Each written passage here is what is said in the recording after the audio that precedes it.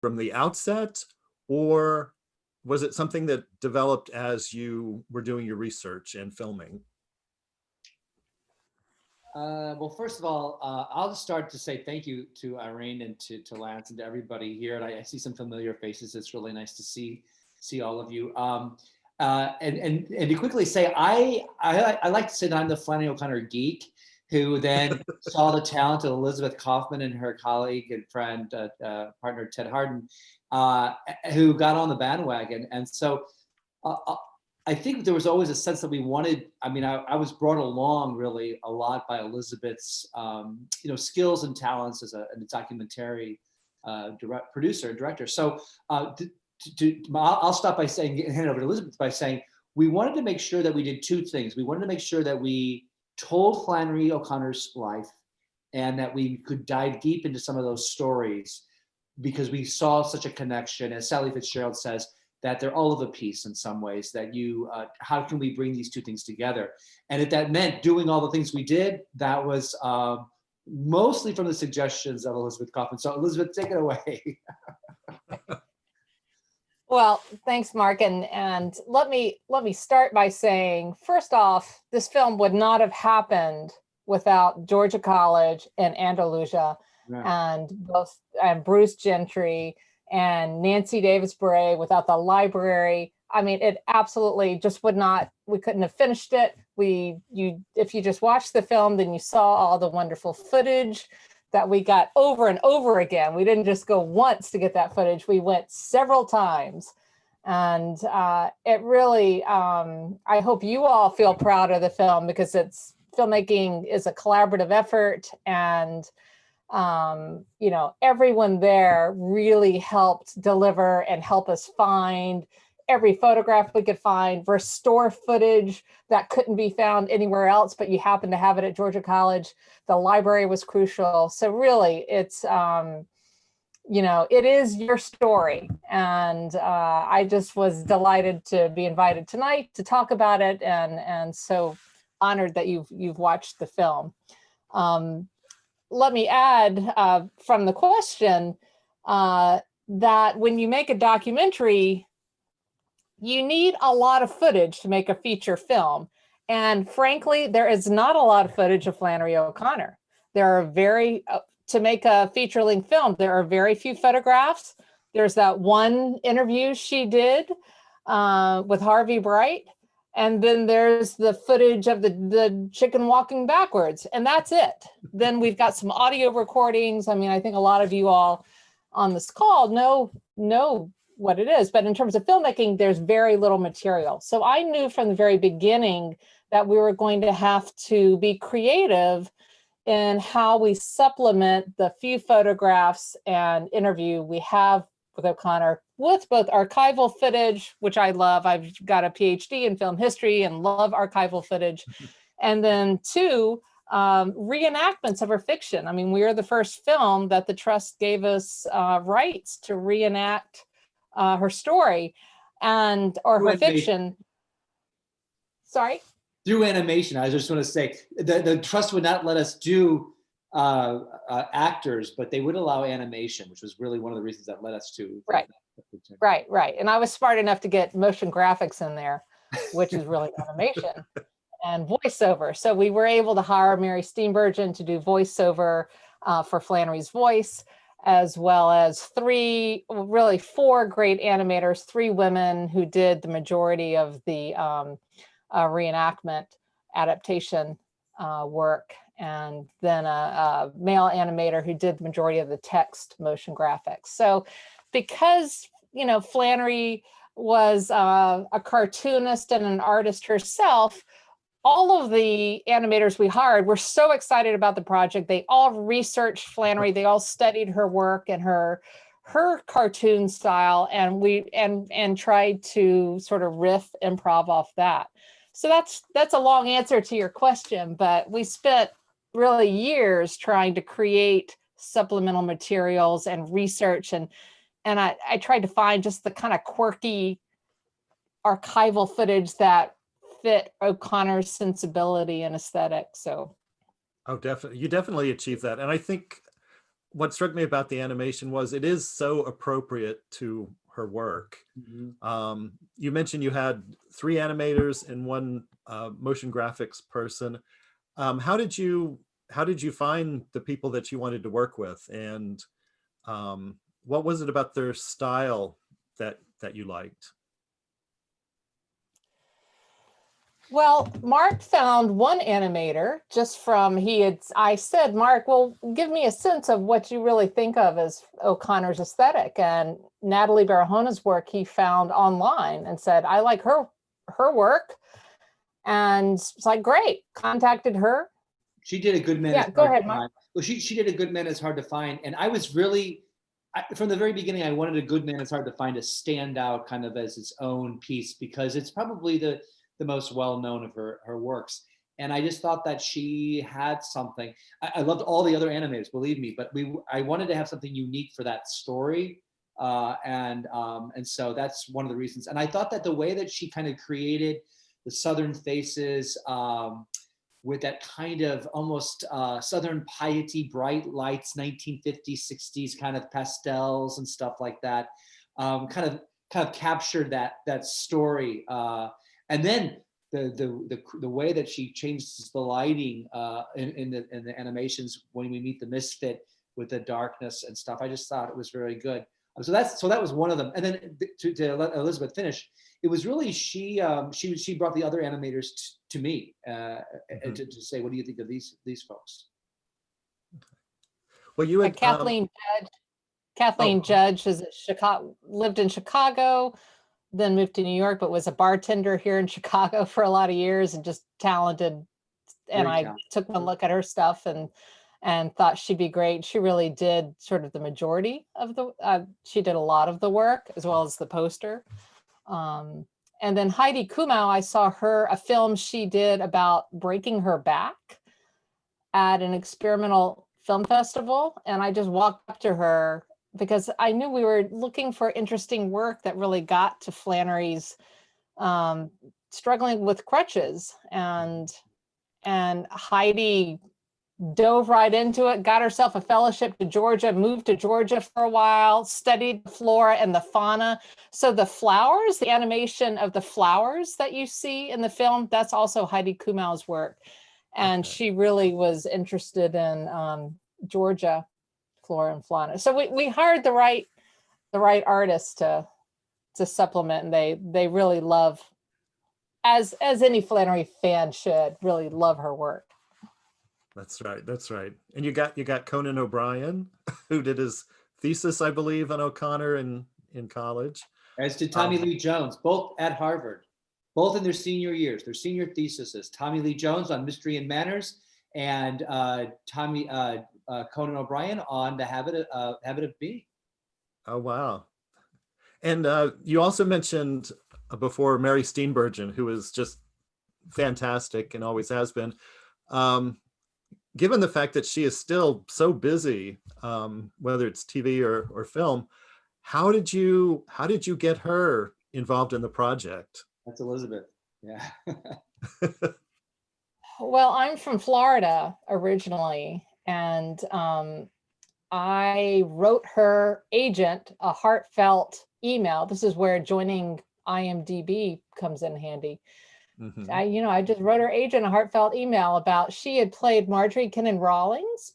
And I just said, hey, you've already done a great female writer. And I just really thought we believe she would be perfect and have the right voice for it, even though it's an Arkansas accent. I mean, I'm enough of a Southerner to go, it's not the right accent exactly. But, we knew that she just was a wonderful actress and would hit it, even if the accent's a little different. Yes, it's the right timbre. and certainly she is immensely talented. It was so nice to hear O'Connor's words expressed by her. I just wanted to say, Lance, that she was so kind and so generous with her time too. Actually, every artist that was on this film was incredible. It's like artists love Flannery O'Connor. They get her as an artist. They get her for her craft, and so I couldn't say anything better about Mary Steenburgen. She did 3 takes on everything. She was so professional. It was just really lovely. Oh, that's good to hear. Another artist who loves O'Connor is Bruce Springsteen, and his song Nebraska draws on her writing. What sort of process did you go through in choosing the music for the documentary? And I would make that a 2-part question, because some of the music is inspired by O'Connor, and then some of the music is period, going back to at least the 1940s. So could you talk about that? Sure. We both had a great composer, Miriam Cutler, who did the score for the film, and she did the score for RBG and a number of other documentaries that you probably heard of. So I was just delighted when I talked her into, my partner Ted helped talk her into doing Flannery. Then, we were looking for songs that she referenced in her fiction, and hired a music supervisor named Brooke Wentz from San Francisco, who got us the rights to Bruce Springsteen. Ted's joining me here too. Bruce Springsteen, Lucinda Williams. I actually met Lucinda a couple of times, and Lucinda was going to be interviewed for the film, but her father, Miller, passed away, and Lucinda also is totally like Mary Steenburgen, completely hot and active and new albums. And so we could never fit in an interview with her. Bruce did not give us an interview, but he gave us the music. It's like, we so wanted Bruce in it. And we tried, but he was on Broadway, and we tried 12, I think a dozen times to get to Bruce from different angles. And we did not win out. But it's not just the song Nebraska, the whole album, he said, is really, that whole album is inspired after, and this is the key words, a rereading of her short stories. So that means that he must have read them many times. And it was actually rereading Flannery O'Connor that led to that album. And so we were gracious that we could get the final song for the credits, but he was the one that got away in terms of, for me, he's the one person that from the beginning of the film, since the day I said to Elizabeth, let's do this, I had Bruce Springsteen in mind, and we just couldn't get. Okay. Yeah, that was one of the questions I had, was like, were there people that you weren't able to get? Because any project, you have your goals, and then you adapt, and you kind of take other avenues. So he was the main one. Were there any people you were surprised you were able to get, or surprises in general in the process of making the film? Well, Tommy Lee Jones. I was surprised. Yeah, I just finished a Flannery O'Connor seminar. So our last class was yesterday, was Wednesday, right? Yeah, and we did the 3 burials of Melquiades Estrada to say, how do you see Flannery O'Connor's aesthetic in Tommy Lee Jones's feature film, where he's both actor and director, and the kids all got it right away. And it was really Tommy Lee Jones's short little piece with Terry Gross, where he said that when he made that film, his actors said, well, how do we understand the story? And he said that he gave them all a copy of Flannery O'Connor's collected short stories and said, read these this weekend, and then you know what kind of a character you are. Had them go off on their own. And I thought, I heard this. I thought, so we just tried and tried and tried. We finally got, and it was really the graciousness of Michael Fitzgerald, Sally Fitzgerald's son, and a godson of Flannery O'Connor, who's a very good friend of Tommy Lee Jones in LA. And so he opened the door for that. But as Ted and Elizabeth would say, it was probably the most difficult interview we did. Yeah, let's just put it at that. Oh, you don't want to give us more details? Well, I will, Mark. And remember, he actually told us he gave those actors a copy of Flannery O'Connor and the keys to his Jeep and said, go on the desert for 3 days. Yeah. It was a Friday, Like, come back on Monday, yeah. So It's Ted an interesting is piece a of direction. producer. Ted is the director of photography, sound designer, and a producer of Flannery, as well as being my life partner.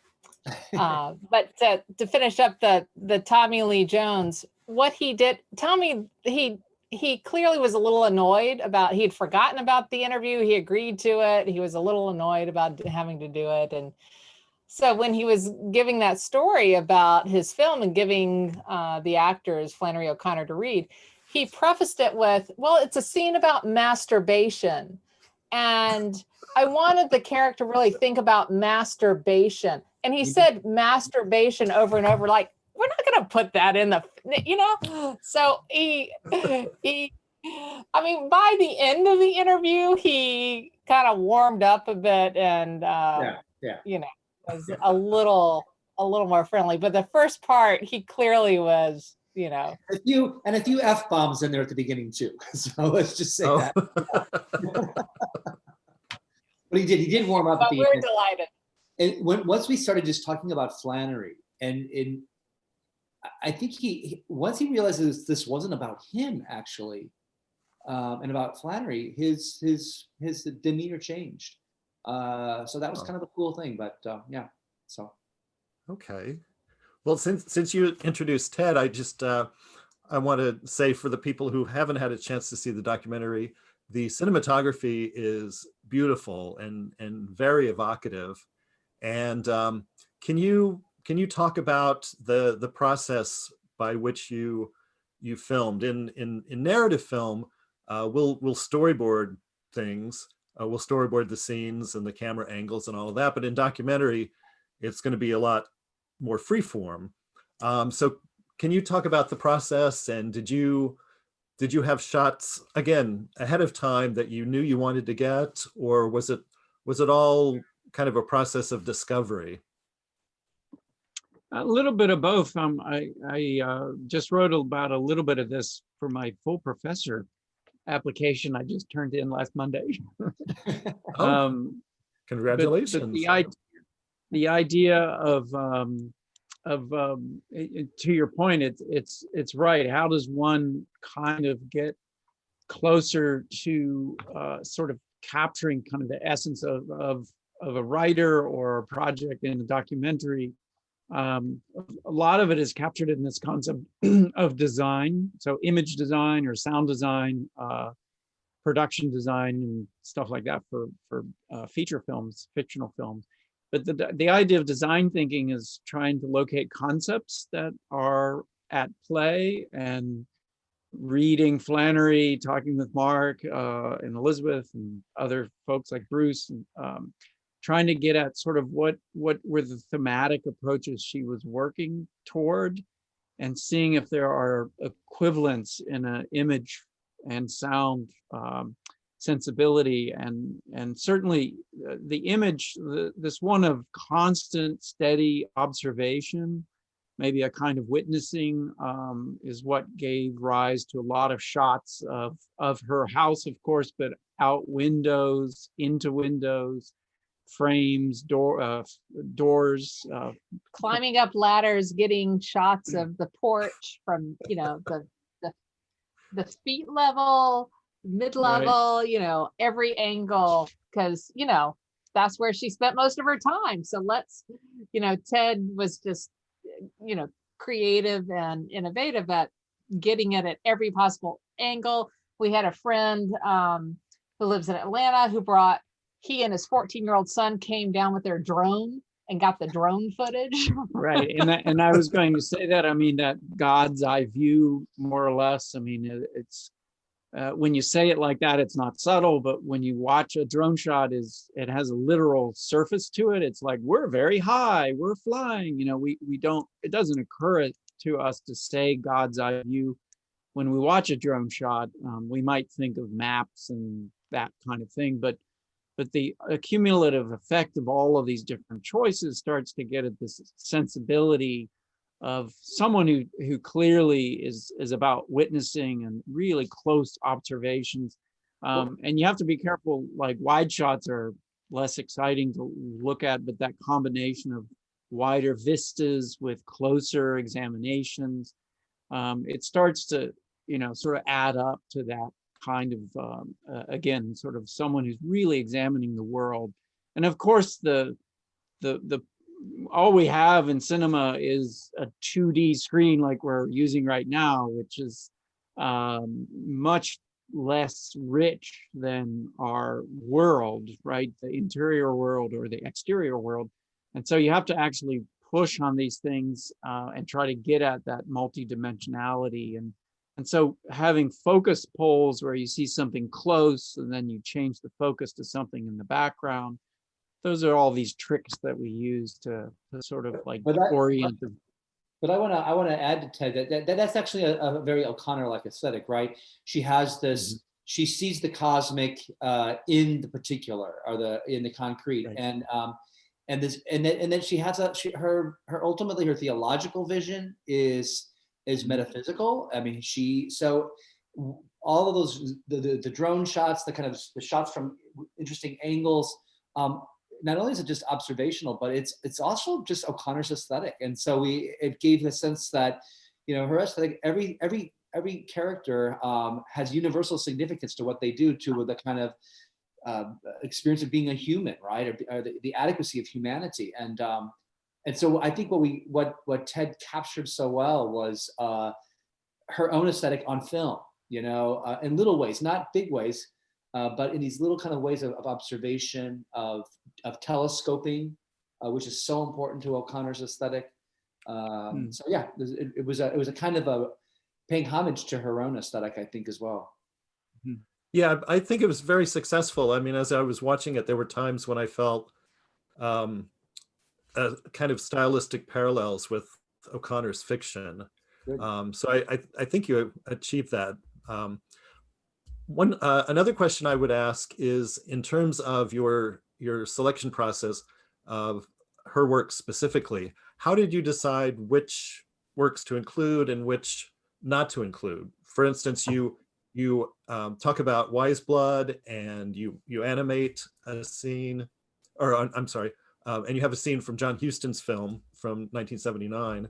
But then the documentary doesn't deal with her second novel, The Violet Buried Away. So talk about that process of selection. Well, I always, please go ahead, Elizabeth. Yeah, I just was going to say that when I always think of you when about not dealing with The Violent Buried Away, because you were like, why aren't you dealing with it? And I absolutely think it needs to be dealt with. It should be its own film. That's how important the book is. But Bruce did say in our interview that, yeah, it should be dealt with. Part of it was we wanted to show the range of her. She's definitely a Southern woman, and she's definitely a woman of great and deep and devout faith. And yet at the same time, she could bring her Southern perspective and her devout faith to just about any kind of situation. And so I wanted personally, because it's one of my favorite stories, I wanted a Temple of the Holy Ghost in there, because you see Flannery O'Connor, and when you think about religion, you just think about these kinds of almost calcified, cliched understandings of what's piety and what's not. But to be dealing with a intersex person, really as the image of God, as the image of Christ, is very transgressive at the same time that it's very orthodox. And so I want to make sure, and I thought that I would speak. And then the only story that I wish we could have gained a little bit more and put in there was we had to take out everything that rises must converge, which was sad, but Parker's back, because the tattoo culture today would have been interesting. And it's such a unique story. It almost is unique to Flannery O'Connor's whole, oeuvre. But I really was just to try to create, how do we talk about Flannery O'Connor in race? How do we talk about Flannery O'Connor in religion? How do we talk about Flannery O'Connor in disability? How do we talk about Flannery O'Connor as a Southern woman? And that's how I did it. And then it was just really Elizabeth and I collaboratively saying, what do you think? What do you think? Want to do this one? Can we do this one? And then do we have artists who can do it? And last but not least, what were the stories that people talked about the most? So, you know, Toby Wolf and Mary Gordon, they really loved Good Country People. We knew Revelation was going to be in there, you know, without a doubt. But there was just a sense of what did our own interviewees rather, think that were important. Good Country People had to be in there because of Eric Longcare. And I love that story as well as Elizabeth does. But there were a lot of stories we could have put in. And yes, Bruce, I am sorry we did not get the violent carried away, which my students, 25 students, we just finished it about a month ago. Just, they got how that is a better novel than Wise Blood. That's what they said. So, Oh, wow. yeah. Because they've read everything. Go ahead. I think it should be film. It should be its own film. But Mark hit on it. The script was really based on what our interview subjects referenced. We asked them all, what are your favorite stories? And several of them had Good Country People. A Good Man's Hard to Find. It was obvious we were going person. And Revelation. So, when you're editing a documentary, as you know, you really have to script it from what your interview subjects have said. And we were smart enough ahead of time to ask them to read a passage from their favorite story. And then that's what helped us do the script and decide on which stories to illustrate. Okay. And speaking of your interview subjects, you have some people that readers might not necessarily associate with O'Connor.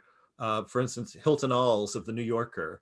What was your process for selecting interview subjects and getting them to participate? Partly anybody who says anything about Flannery O'Connor, I've been taking notes on, and in terms of like in the New York Times book review to, and anything on NPR and stuff like that. So I knew of Hilton Alls' work, and I knew that his book on white girls with that essay, and of course his New Yorker work on Flannery O'Connor. So I thought it would be really interesting to have this wonderful, amazing critic who has this African-American vision of what Flannery O'Connor means to be that. And of course, Alice Walker, we all know of her great love and her own critical work on Flannery O'Connor. Tobias Wolff, I knew Tobias Wolff when I was at Stanford, and I knew of his, critical kind of understanding of her. So it was really a kind of, gathering the circle of people who might be a little bit, not the people that like me who go to a Flannery O'Connor conference, often, but are kind of are names that have just spoken from their own locations and their own discourses about how important she was. Mary Carr, I had a conversation with Mary Carr, literally, and I said, "What do you think of Flannery O'Connor?" She said, "I love Flannery O'Connor." I said, "Okay, we're bringing you to Loyola Chicago. Elizabeth's going to film you, Ted." And so she gave a talk on her own work, and then she gave an hour on what she thought of Flannery O'Connor. Randy Boyagoda, the same thing. I invited him to come, and he said he was going to give a talk. He's a Catholic writer from Canada, but he wrote a note. He wrote a paper called an essay that got published called "Why I'm Tired of Flannery O'Connor," something like that. And so, and he says because the burden of the Catholic writer being like Flannery O'Connor was fatiguing for him. But again, he loved the displaced person, and he gave some of the greatest. Some of it's on the never made it into the film, but Randy Boyagodas, his thoughts, his interview on displaced person is just exceptional, I thought. Elizabeth, I don't know if you want to. Elizabeth? Yes. Remind me of the question. Oh. Sorry. It was Sorry, I went on. Selecting interview subjects and getting them to take part in the project. And Bruce Gentry, by the way. Yeah, this is really this was Mark's area primarily. I mean, I had hired a couple of researchers, and Pat Lofthouse here in Chicago got us in touch with Mary Deanley, Mariette's niece. And so that was one interview subject that I brought in. And then I did a couple of interviews without Mark. But Mark, this is really this is Mark's first film, and he's a natural producer and interviewer, and with a little coaching, he was quite good at it. But really, he initiated the finding the interview subjects. I see. Well, is there another film in the works by any chance? As a natural producer? For me? Yes. Oh my God, I don't think my Jesuit superiors would have ever allowed it. It was a labor of love, as Irene said, but it was actually, Bruce was at this conference in Chicago where this all started. The whole idea started in 2011 at a Chicago October. We had Louise Florencourt there. Actually, Francis was there. Billy Sessions was there. It really started out of that. Saying to Elizabeth, hey, can you film a few people, Ralph Wood and others? And then in 2013, I would say that's when we really started saying, like, because I think we really had a chance to really sit down and just see and really be in awe of the footage that Christopher O'Hare had done in 1999, right before Sally Fitzgerald's death. There's some people that didn't make. Margaret Mann didn't make it in there. Flannery O'Connor's cousin did not make it into the film, but Louise was part of that. So family and friends. Robert Giroux. I mean, we had almost 3 hours of Bob Giroux.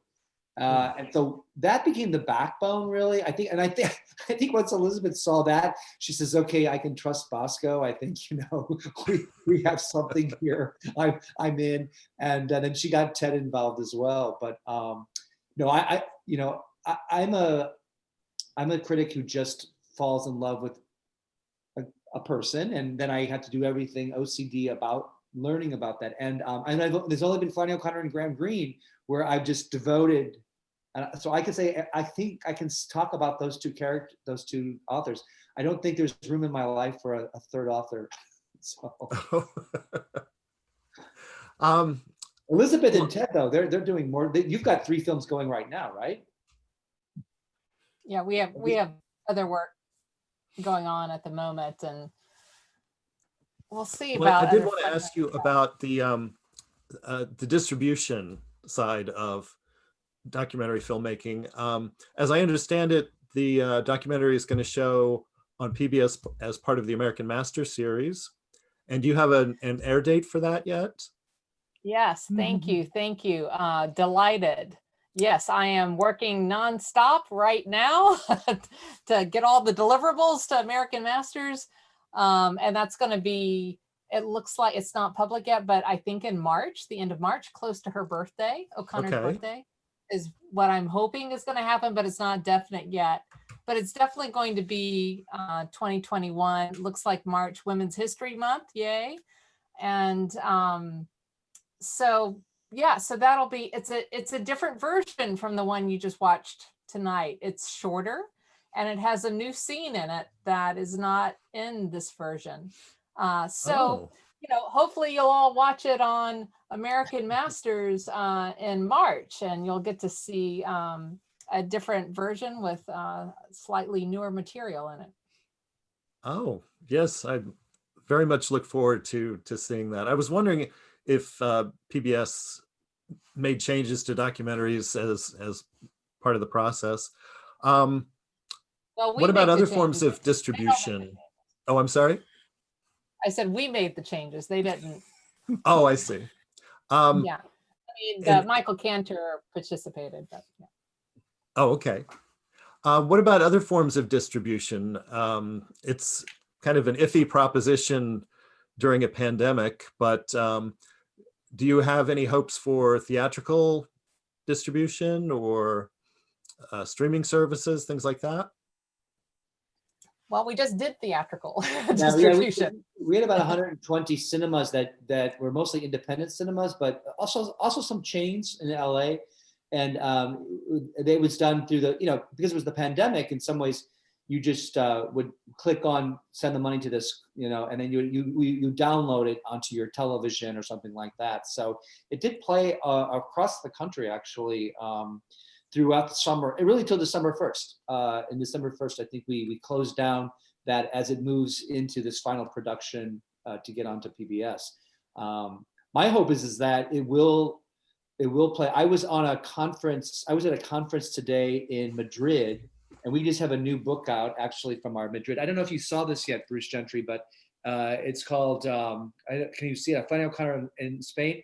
But the book was released there, and the first question everybody asked while I was on this webinar today was, when can we see the film in Spain? I'm like, you got it. We're going to make that happen. So I think I'm hoping that it was. And then Elizabeth and I were supposed to be in Ireland before COVID, and we were going to try to show it there as well at a big conference. And then also in Rome, it was supposed to be a big conference. And I'm looking for any place to again evangelize Flannery O'Connor around the world. So very good. But very we good. PBS Digital is distributing this feature that you just saw. They're distributing it in the US and Canada, and that'll happen, and it'll be on Amazon, and that'll be I think a month after the broadcast. So that'll be April or May. Okay. And then we're trying to figure out the international distribution angle, but PBS, happy to let PBS do as much as they were willing to do and interested, and so they've purchased the film. But yes, so there are still internationally, we need to figure out a few places. It's and tough one of the COVID. things you touched on before was some of the issues the documentary deals with, such as race and Cold War politics and feminism. Can you talk about, do you see connections between her period and ours? And does the film reflect any of that? I think 100% it does. I mean, Elizabeth can say it as well. I think that, Black Lives Matter started in 2015 when we were really putting the film, and we just, I felt for the first time how important race was going to be in the film. Maybe Elizabeth felt it before then, but I knew by 2015 that it had to take a larger role than perhaps I was imagining. And it made me go back to do a lot more research on that myself in terms of Flannery's work. So yeah, I think it's, this whole summer of protesting has been, makes Flannery O'Connor very, I think, just very, very present to our consciousness, and that she has a way of dealing with the presumptions of whiteness, and how it kind of keeps us in the illusion that we're not racist because of our presumptions. She's a master at that in her stories. And I would also say that the more and more that Georgetown, as we're building a disability studies program that's just not minor, I keep on going up and saying, well, what about Flannery O'Connor? And they're like, yeah, we have to have Flannery. So that there's a kind of a response to looking for narrative to answer some of the discourses of higher education, and that O'Connor's own disability and the way that disability plays out in some of her characters. Never with Flannery O'Connor, it's always going to be trumped by the religious, I think, by the metaphysical, the transcendent. Race is ultimately given over to a kind of a faith position. Disability is given over to a faith. Feminism is given over to a faith. But it's all there and it's all real. She never lies. She never, ever lies. And so that's why I think O'Connor is going to be an important part of our contemporary situation today. She tells the truth. And one of the moments that struck me in the animation was when the two white characters are heading for Atlanta, and he has to teach his nephew to be a racist. And to show that in that animated segment, I thought was quite powerful. Maybe one of the best moments in the film. And Elizabeth, what would you say on this subject? I just was going to say what's a little tragic is because of the N-word, that story's cut out of the American Masters version. Oh, it is? Yeah. And but it'll be an extra, so you'll be able to see that section, but it's not in the 82-minute version that's going to be on American Masters. I mean, part of what happened between the time we finished this 96-minute cut that you just watched and getting American Masters on board, the Paul Ely article in the New Yorker, How Racist Was Flannery O'Connor, came out, which, let's just say, ruined my summer. And hey, everyone is, you know, it got a lot of media attention, and it still does. I mean, I don't know if you've looked, Mark, but the New Yorker has an audio recording of the article. I mean, it's, you know, it's going to be a part of her history and her story, at least for a while, sadly. So I spent a lot of time this summer going over every single frickin' letter and getting everything I could find just to nail it down. And I mean, I'll tell you, so the news section that's in the film is on the geranium. And you know, looking at what she was doing in her early 20s. If you want to call her racist, you know. Anyway, it's, you know, we think that the film, you know, tries to sort of lay it out, the world she was living in, the segregated world that she was a part of. But then just read her fiction if you've got some questions, and letters of supporting integration, her friends who were activists with integration, you know, Marriott's, you know, her activism in New York with her theater stuff. So yeah, my summer was spent just revisiting and reconfronting this question, which I had done from the very beginning with the doc, but trying to see what else did I miss. And I got the letters, you know, I've seen the stuff that Paul Ely, you know, I'm sorry, I know you're recording this, that Paul Ely said, you know, like the first person, no one's ever read this stuff before. Well, bullshit, you know, give me a break. And, you know, it just kills me how much attention his story got. And you know what? He works with Mark at Georgetown. He's just a little jealous, just a little jealous. He needed some of that Flannery O'Connor attention back on himself. Well, damn it, he got it. Well, you know, we're going to turn that back around again this spring. So anyway, I'm done. Oh boy. We got some Hollywood infighting here. I just want to say it was an unfortunate essay, and for all the reasons Elizabeth said, it just unfair and specious, and more about Paul's journey than it really is about Flannery and scholarship. But I will say this. So I'm teaching Flannery O'Connor to 25 Georgetown undergrads this semester. They read 14 short stories, 2 novels, all of Mystery and Manners, all of Habit of Being. Their last paper was, okay, here's Paul Eli's piece. You read it the very first class, read it again, and read 2 or 3 others of women who have read, but now give me your own experience, you know, your own take on it. I said, the grade, you get an A for turning it in, so don't worry about offending me, because they all know that I don't think she's a racist. But none of them really thought, the African-American students said, no, she's not a racist. They are still, 1 or 2 are still kind of cringe with the N-word, and don't understand how that could be taught anymore, coming from their own location and their own experience. But none of them, who you read her stuff and you know you can't, they all came up with the same conclusions, that there was that's not right to call her a racist. I like Bruce Gentry said once to me that she's a recovering racist, and she writes for recovering racists. And I really think that has been a kind of a key frame of mind for me as I try to continue to teach Flannery O'Connor.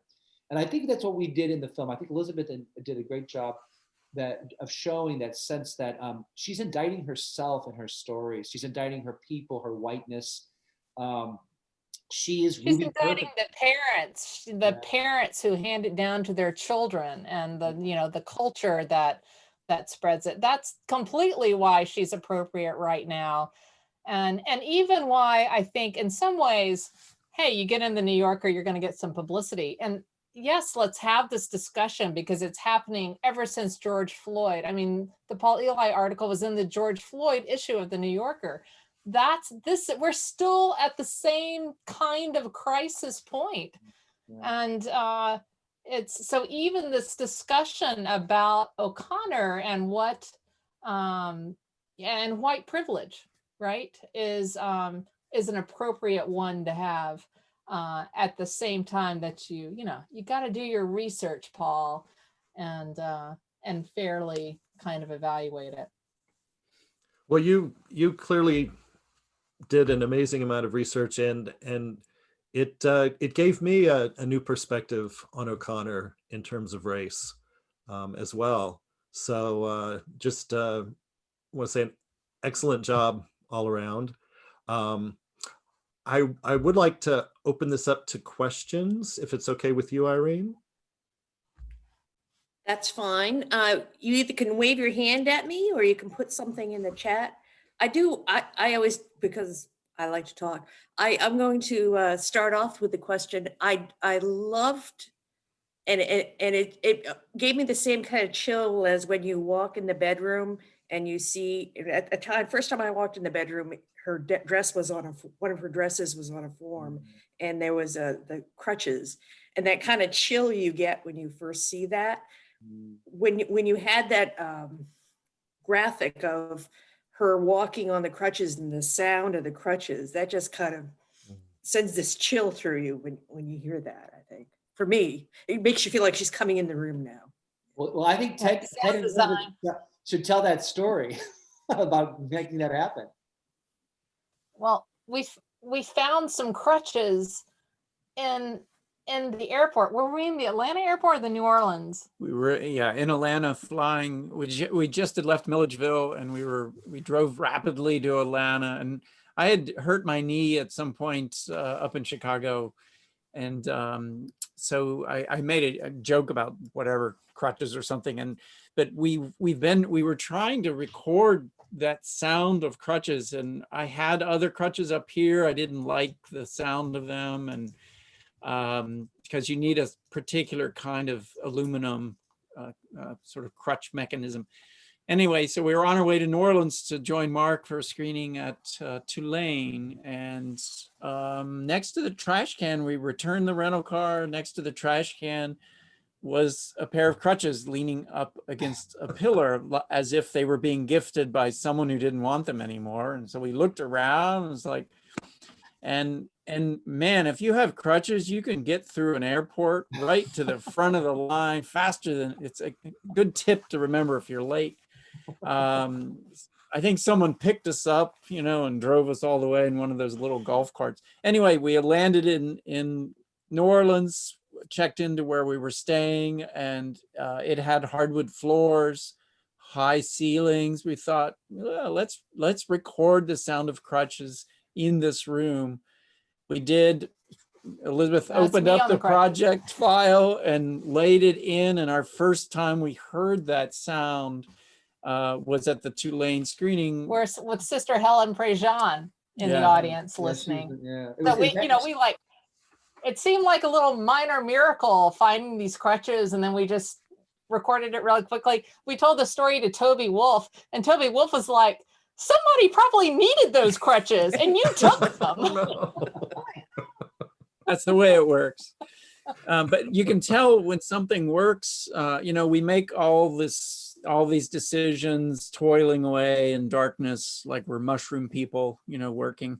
But really, when you show it in front of an audience, and that's what we dearly miss, not having seen the film with you all in a space. There's something wonderfully precious about that. But there's also, it's really useful because where people respond, you just sense the room, to your point about the chills going up your spine. As decision makers, we can sense the room and we make changes accordingly sometimes on these details. And when that played at Tulane in New Orleans, I mean, I teared up, and I put it in. It was Loyola New Orleans. It was not Tulane. Oh, that's right. That's right. We invited Helen Prejean, who was in town at the moment, because she's from New Orleans and stuff. And it was so great to talk to her afterwards, and she just loved the film, and she says that is it. That was the 50s and the 60s that I grew up with. I knew. So she thought we got the racial culture and white culture really well, and she complimented us on that. And but yeah, that was a fun trip. Pre-COVID. Good. Other questions? Bruce, you know. I'm just writing things in the chat too. Yeah, so I did Bruce's question, yeah. Well, actually, I have a question of Bruce. Bruce, what was it like being in a film as a subject, as part of the discussion? It was thrilling and terrifying, and when I watched the film, I noticed that my voice is much higher than usual. It's perfect. I stayed on pretty high level of terror throughout a long interview. And Oh, Chris, you're one of the highlights. Your interview is great. Yeah, for sure, absolutely. And don't forget, I also told you that you should include Why Did the Heathen Rage? And that's 2 novels. You can do another film about the late Flannery, the dying Flannery, and that's a nice follow-up. That'll pack them in, right? The dying. Well, to your point, Bruce, though, we have so many hours of footage that are not in the film, and archiving that at Emory as for future scholars, just to hear and to see what we put together is really an important aspect. But yeah, getting it down to 96 minutes was tough. Elizabeth and I, especially, we got it down to 2 hours without any problem. But boy, that last 20 minutes, 25 minutes was hard because you had to really make some choices there. But yeah, so we didn't get a chance to tell the whole story of her writing career, but I think we told the whole story of her career. And I think we told the whole story of her life and how it is enfleshed in her story. So at least that was the hope. That was my hope that we did. PBS has an archival project too. So what's nice is that to make sure that some of these great interviews, like Chris O'Hare's interviews, as well as some of our own, get preserved, right? So it's not just in our production company archive, but it's at libraries available for researchers and scholars to look at. So we'll have PBS as well as Emory doing archival stuff. And you've also had the Library of Congress has recognized your work too. So yeah, for those who want to canonize Flannery O'Connor as a Catholic saint, both Elizabeth and I. Elizabeth's not Catholic, and I am, of course, Catholic. But we both think that if you need 2 miracles to canonize Flannery O'Connor, and the first miracle was winning the Ken Burns Award with the Library of Congress. So we're halfway there. She doesn't even know it yet, but yeah. Well, Jordan has a great question. Jordan, you want to unmute? Yeah, I was just curious about, I've always been interested why so many artists are attracted to O'Connor, and they continue to be. Sufjan Stevens has a song about "Good Man is Hard to Find." Kevin Morby in his last album had a song called "Flannery." There's a pretty popular artist right now, Wise Blood. So it seems to have this continuous draw. So I'm just curious why so many artists are attracted to O'Connor. We tried to fit Sufjan into the score. I mean, we had his music and just could not squeeze it in. It's painful. I tried to interview him for the O'Connor Review, and Asthmatic Kitty, we went back and forth, and then just didn't happen. But yeah, that would be great. I think one of the things about artists is that they know truth and authenticity, and they're looking for an artist. And if you think about Flannery O'Connor at the age of 19, 20, 21, was already thinking about who she was as an artist, the ego of the artist, how to get that ego put in perspective, ordered to her work as opposed to her own egotism. talking to God about it. So there's a sense that she did the hard work of art, of being an artist. And I really think it's an old-fashioned point of view, but Jacques Maritain, who she chewed and loved, that neo-Thomist philosopher of aesthetics, really, be the best artist, and the truth of who you are, and then for her, not the truth of her faith, is just going to be coming through. So, but just be very, very authentic.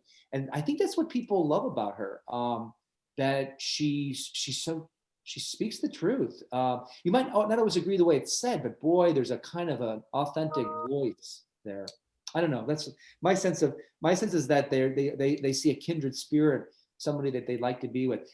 Toby Wolf, who I had in class when I was in Stanford, I think he said, but we didn't make our film, but he said to me before, he says, when he was teaching an MFA, the MFA program there, he says he always told students, you have to go through Flannery O'Connor. You don't have to become Flannery O'Connor. But boy, you better go through her stories, because you're going to learn so much. And those essays from Mystery and Manners are still being taught in MFA programs. I mean, I don't know what to tell you. I mean, it's an incredible feat. I was talking to the director of the MFA program is it Villanova, I think? Yeah. And, Mystery and Manners is still a book that, these MFA students still read, because again, you don't want to become, you're not Flannery O'Connor. We can't relive her life and relive her vision, but the truth of her convictions comes through. And I think artists are just drawn to that. And then the quirky grotesqueness of it, for all the music, for sure. I mean, her vision allows the grotesque to be kind of made into almost troubadour music, right? From Springsteen to Lucinda Williams. It gives an outlet for that kind of almost tortured, sometimes hungry vision of what the world could be and what the human person can be. Okay, that was a little homiletic. Sorry, I didn't mean to give a sermon there. I think the real. I was just going to add, she's shocking. She's not politically correct. She's authentic. And all of these things can get her into trouble too. But that, as Mark was saying, the sort of authenticity, I wrote the point of view, the dialogue, her sense of stream of consciousness even, and I don't know, not politically correct, whatever we mean by that sometimes, but it's she's going towards a moral perspective that is to me felt pretty democratic. But I'm not a Flannery O'Connor scholar, and that's for other critics to talk about, but I think we tried to portray that in the film to a certain extent. I think the real Stephen Nielsen is also here, and he has asked, do you want to speak, Stephen, or I can just read your question? Are there any plans to submit the documentary to film festivals in 2021? No, not since we're broadcasting. And we sort of got hit by COVID with the film festival stuff, and we went straight to a virtual theatrical premiere after being, we got into, we won Best Doc at Austin Film Festival. So we got to go to a few film festivals, which was great. And I was so excited that we got into the Atlanta Film Festival. I'd never gotten into it. And then, COVID made it impossible, but we were able to stream the film to give the film festival some money. And so I look forward to coming. And same with the Nashville Film Festival. I really wanted to go to that too, but couldn't make it. So unfortunately, we just hit that year. But once once we have done this kind of virtual theatrical premiere, we won't go back to more film festivals right now, unless people request it. And we should say that so if you know someone who wants it. And it has been, it has been, the application for the Oscar, category has been done too. We don't know if how far we'll get, but it's being, you know, it's there. So that's kind of nice too. Monica, are you satisfied with your question, or do you want to, okay, because Monica was just making sure that the scholar's question, go ahead. I'm happy to hear that so the footage is going to be at Emory eventually. Yes. Yep. Yeah. Yes. And the footage that Chris O'Hare, technically is still owned by the trust, but I know members that I know what the trust will ultimately give that also to Emory as well. But they're keeping ownership of it in a way that's a little bit different than what we're doing. Any final questions from anybody? It was a wonderful film. It was just, you just captured so much. And having moved to Milledgeville myself in January, what I have felt about Milledgeville kind of got captured in the film. So that was nice to see. Thank you very much. It was a pleasure to, like I said, it was labor of love and a great collaboration. And boy, this has been the greatest thing, just to have this film recognized and to have Flannery recognized. Elizabeth early and I talked about the fact that this was about Flannery, not about us. And that, you know, you're in a good hands with the documentarian who really could say that to you right away. And I always thought it had to be about Flannery. So I'm just really glad. Good. Well, it's thank interesting. you. It'll be on PBS, and then Ken Burns's Hemingway is going to be on in April. Right. Yeah. So yeah, it'll just be interesting to see what PBS. It's nice that they're doing writers Yeah. in the spring. And that she's preceding Hemingway. As she should. Yeah. Well, it's been so wonderful to hear you talk about this. It's just so fascinating. And for those of us who don't know much about about filming and documentaries, it just gave a whole different lens onto watching something like this. And so thank you so much for doing this. And thank you everybody for showing up and participating. And we will see you all on December 15th for Jordan Kofer and Ali Arant's new book. So thank you so much. Take care, everybody. Have a good night. Nice to meet you all. Thanks, Lance. Yeah, Really thank you. appreciate it.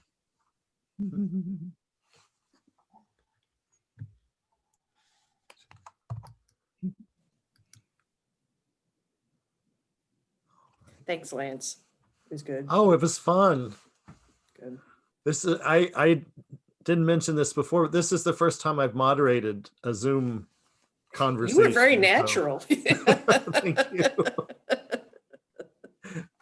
But I just want to say again, I enjoyed your film so much, and I'm so glad for all the success you're having with it, and I can't wait to see the revised version on American Masters. Yeah. Thank you, Elizabeth. Thank you, Lance, and we'll see you maybe soon. Okay. All right. Have a Take good care. night.